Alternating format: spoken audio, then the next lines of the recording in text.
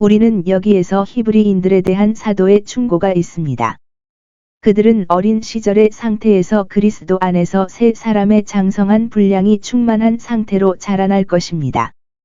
그는 그들의 영적 발전에 있어서 그들이 할 수 있는 모든 것을 도울 준비가 되어 있음을 선언합니다. 그리고 그들의 더 큰 격려를 위해 그는 그들과 함께 합니다. 계속하자. 여기에서 관찰하십시오. 그리스도인은 성장하기 위해 그리스도 교리의 원칙을 떠나야 합니다. 그들은 어떻게 그들을 떠나야 합니까? 잃어버려서는 안 되고, 멸시하거나 잊어서는 안 됩니다. 그들은 그것을 마음에 새겨야 하며, 그것을 그들의 모든 공헌과 기대의 기초로 삼아야 합니다. 그러나 그들은 그 안에 안식하여 머물러서는 안 되며, 항상 기초를 놓는 것이 아니라 계속해서 그 위에 세워야 합니다. 상부 구조가 있어야 합니다. 기초는 건물을 지원하기 위해 의도적으로 놓이기 때문입니다. 여기서 사도가 히브리인들이 어린애에 불과하다는 것을 알면서도 그들 앞에 강한 고기를 놓기로 결심한 이유는 무엇입니까? 그들 중 덜어는 약하고 덜어는 더 강하여졌더라. 그리고 그것들은 적절하게 제공되어야 합니다. 그리고 성숙한 그리스도인들이 약한 자들을 위해 설교되는 가장 분명한 진리들을 기꺼이 들어야 하는 것처럼, 약한 자들도 강한 자들을 위해 설교되는 더 어렵고 신비한 진리들을 기꺼이 들을 수 있어야 합니다. 영적인 힘과 키가 자라서 더 강한 고기를 소화할 수 있기를 바랐습니다. 적절하게 제공되어야 합니다. 그리고 성숙한 그리스도인들이 약한 자들을 위해 설교되는 가장 분명한 진리들을 기꺼이 들어야 하는 것처럼, 약한 자들도 강한 자들을 위해 설교되는 더 어렵고 신비한 진리들을 기꺼이 들을 수 있어야 합니다. 사도는 몇 가지 기초 원칙을 언급합니다. 이는 처음에 잘 정리된 다음 그 위에 세워져야 합니다. 그의 시간이나 그들의 시간을 계속해서 이러한 기초를 놓는 데 사용해서는 안 됩니다. 이러한 기초는 6가지입니다.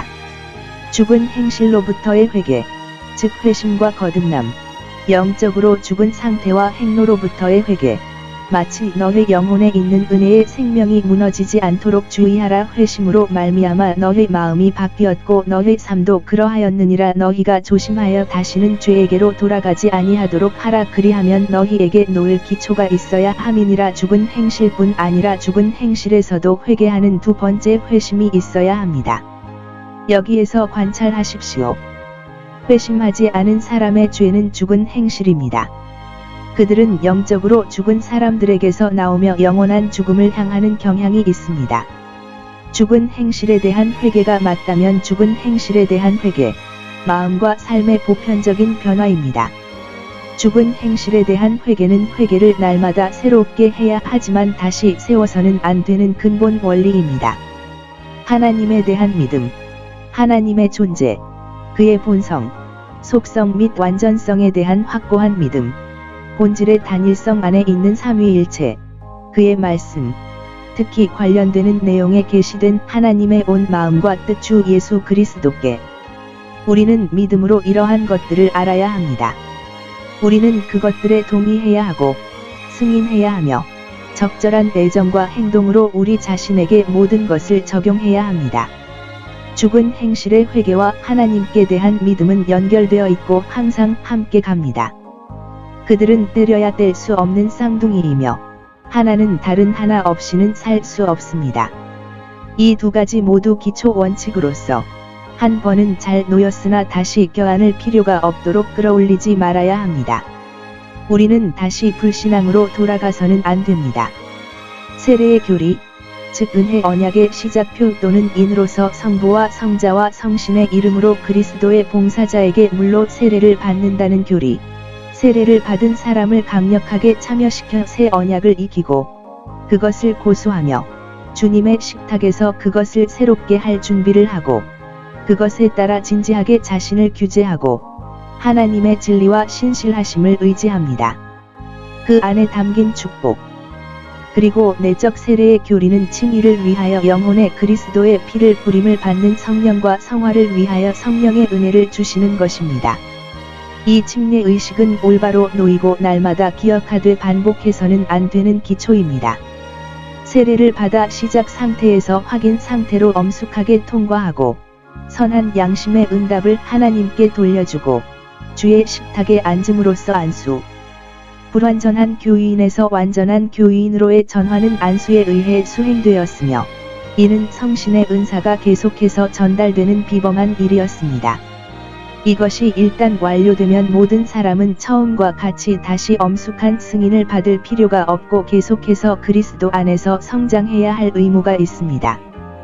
또는 이것은 목회직에 합당한 자격이 있고 그것에 관심이 있는 사람을 안수하는 것을 의미할 수 있습니다. 그리고 이것은 노회의 안수와 함께 금식과 기도로 하되 이것은 단 한 번만 행하여져야 한다. 죽은 자의 부활, 즉 죽은 몸의 부활 그리고 그들의 영혼과의 재결합은 그들이 죽었을 때 하나님에 대한 상태와 이 세상에서 그들이 이끌었던 삶의 행로에 따라 불행이든 영원한 동반자가 되기 위한 것입니다. 모든 사람의 영혼을 결정하는 영원한 심판은 육체가 죽을 때 육체를 떠나고 마지막 날에 영혼과 육체를 모두 떠나 영원한 상태로 돌아가 각자가 마땅히 받아야 할 적절한 사회와 직업을 갖게 됩니다.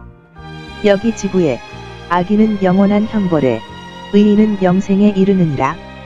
이것이 목회자들이 분명하고 설득력 있게 전개하고 밀접하게 적용해야 할 위대한 기초 원리입니다.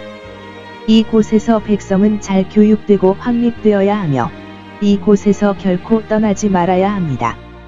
이것들이 없으면 종교의 다른 부분은 그들을 지원할 기초가 없습니다. 사도는 히브리인들이 온전함에 이를 때까지 이 기초 위에 스스로를 세우는 일을 돕기 위한 준비와 결심을 선언합니다. 하나님이 허락하시면 우리가 이것을 행할 것입니다. 3절. 그리하여 그는 그들에게 이렇게 가르칩니다. 올바른 결의는 종교의 발전과 숙달을 위해 매우 필요합니다. 그 결심은 우리 마음의 진실함에서 뿐만 아니라 힘과 도움과 의로움과 수용하심과 때와 기회를 위해 겸손히 하나님께 의존하는 것이 옳다는 것입니다. 목회자들은 사람들에게 무엇을 해야 하는지 가르칠 뿐만 아니라 의무의 길에서 그들보다 먼저 그들과 함께 가야 합니다.